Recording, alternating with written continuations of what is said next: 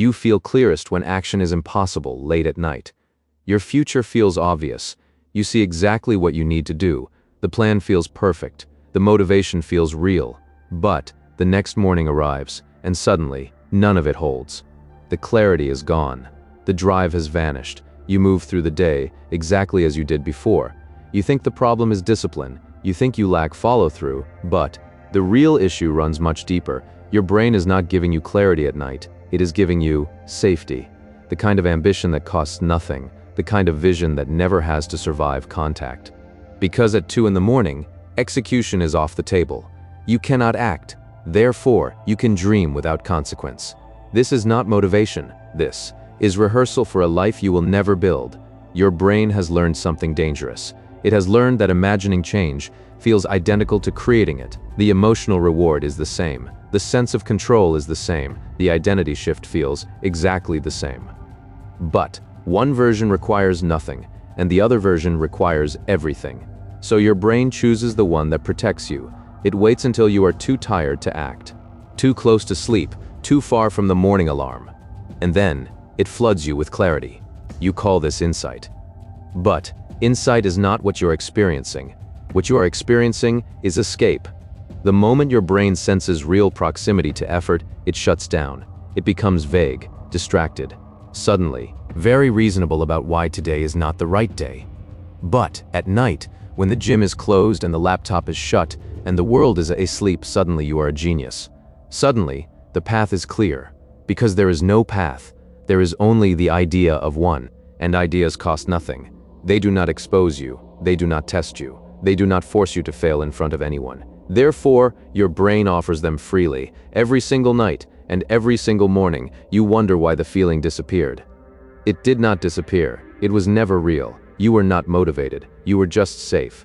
The version of you lying in bed at midnight, making lists and setting intentions, that version never has to prove anything. That version gets all the emotional reward, all the identity shift, all the pride of being someone who wants to change, without any of the cost.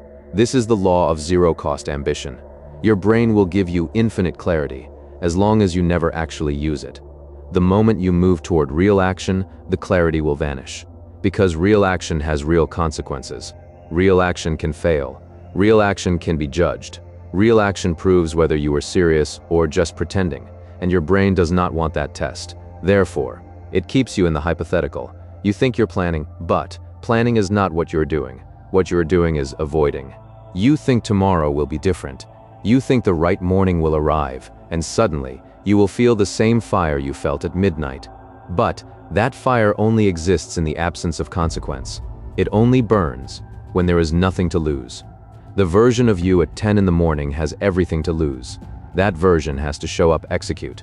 Be measured against the standard you set the night before. Therefore, that version shuts down. Not because you're weak, not because you lack discipline, but because your brain has been protecting you from exposure. And the easiest way to avoid exposure is to keep your ambition theoretical. So you feel it at night, you write it down, you make the plan, and then you wake up, and the plan feels heavy. Not because it is hard, but because it is real, and real things can fail. Your brain does not fear the work, your brain fears the result. The moment you stop imagining the perfect version, the polished outcome, the flawless execution that proves you are always capable. That is when you actually move forward. Therefore, the fix is not better planning.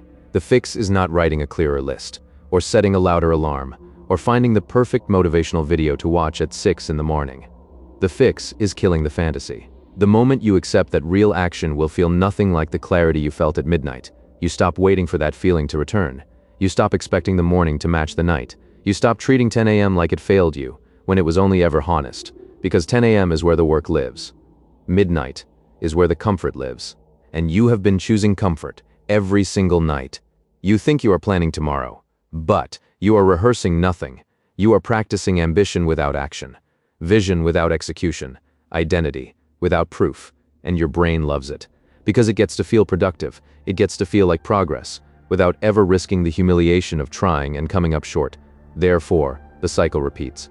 Every night, you feel ready. Every morning, you feel empty. Not because you lost the clarity, but because the clarity was never designed to survive contact. It was designed to protect you from the discomfort of starting badly, from the vulnerability of failing publicly, from the terror of discovering that the perfect plan does not guarantee the perfect result. So your brain keeps the plan safe, it keeps it hypothetical, it keeps it untested, it keeps it at midnight, where nothing can touch it. You are not struggling with discipline, you are struggling with safety. The moment you accept that motivation at midnight is not real motivation, you stop waiting for it to show up in the morning, you stop expecting to feel ready. You stop needing the plan to feel perfect. You just start, badly, uncomfortably, without the clarity you felt the night before, and that is when the real work begins. Not at midnight, not when you feel inspired, not when the future looks clear, but at 10 in the morning. When the alarm has gone off, the day has started, and the only thing left is whether you actually do it. You already know what needs to happen. Always. You just wait until it is too late to act, so you never have to find out if you were serious.